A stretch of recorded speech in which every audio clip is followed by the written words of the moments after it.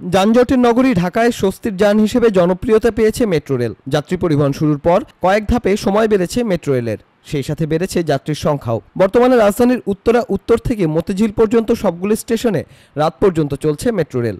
গেল রমজানে যাত্রীদের যাতায়াতের সুবিধার কথা ভেবে মেট্রো রেলের চলাচলের সময় 1 ঘন্টা করে বাড়িয়েছিল পরিচালনা প্রতিষ্ঠান Dhaka mass transit company limited. তবে ঈদ শেষ হলেও সেই বর্ধিত সময়সীমা মেনে এখনও চলাচল করছে মেট্রো রেল।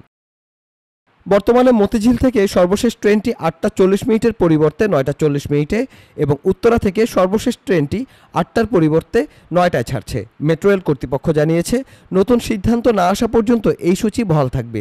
একই সাথে বাড়তি 1 ঘন্টায় কেমন যাত্রী পাওয়া যায় তার উপর নির্ভর করে আগামী সপ্তাহে নতুন সময়সূচি নির্ধারণের সিদ্ধান্ত নেয়ার কথা জানিয়েছে কর্তৃপক্ষ। আশানুরূপ সাড়া পেলে তাই মেট্রো রেল চলাচলের সময় বাড়তে পারে, অন্যথায় আবার কমতেও পারে।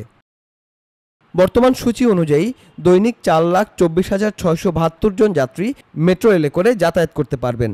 তবে আপাতত 5 লাখ যাত্রী বহনের লক্ষ্য ডিএমটিসিএল-এর। উত্তর থেকে কমলাপুর পর্যন্ত মেট্রো রেল চালু হলে 6 লাখের উপরে যাত্রী বহন করা যাবে বলে জানা যায়। ঈদের ছুটি শেষে অনেকেই ঢাকায় ফেরায় যাত্রী বৃদ্ধির আশা ঢাকা ম্যাস ট্রানজিট কোম্পানি লিমিটেডেরও। তবে বর্ধিত সময়ে মেট্রো রেল ব্যবহার করতে পারবেন শুধুমাত্র এমআরটি ও র্যাপিড পাস থাকা যাত্রীরা। পূর্ব নির্ধারিত 7টা 55 মিনিট থেকে একক যাত্রার টিকিট বিক্রয় বন্ধ থাকবে। প্রতিটি স্টেশন থেকে নির্দিষ্ট ফি জমা দিয়ে এমআরটি পাস নিতে পারবেন মেট্রো ব্যবহারকারীরা।